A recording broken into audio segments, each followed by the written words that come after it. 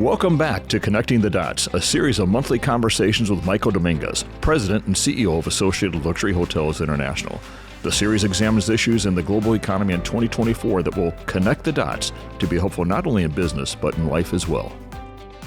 The markets are kind of wacky at the moment. Yeah. How should we read into what is happening and what this means for the broader economy? Well, thank you. What I find interesting is I think sometimes we react or overreact to the markets. And when we're filming this at this moment, it's 2 weeks after craziness, when you have the craziness with the Bank of Japan and all of our markets reacted. Every market around the world reacted to that. But then it becomes the narrative of, oh my God, the economy is going to slow down. And what are we talking about again? Oh, we're going to go to a recession again and not a soft landing. And we're sitting here 2 weeks later and the markets are back to exactly where they were before they all moved to that. That's the volatility we're talking about. And I think it's an important time for everyone to understand. Take a deep breath. That what's happening with investments is not necessarily indicative of what's happening with the overall economy.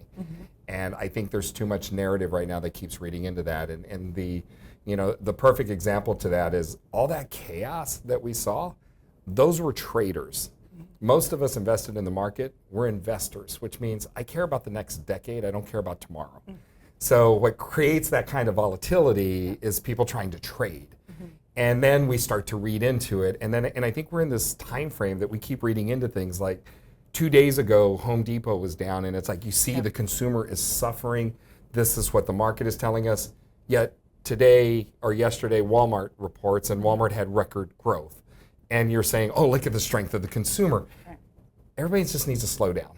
And I think there's a lot of noise in everything that's happening. Is Home Depot down because interest rates are high and nobody's moving into new homes because we don't have enough resale homes and everybody's waiting? Probably. But that doesn't mean that the consumer is overall down.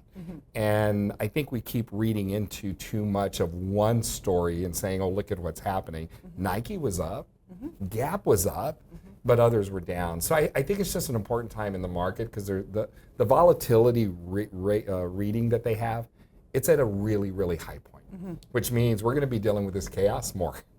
And if you're dealing with it more, my advice to everybody is just take a deep breath. Stay calm. Yeah, stay calm. It'll be okay. And let the dust settle before you really try to figure out what it all means.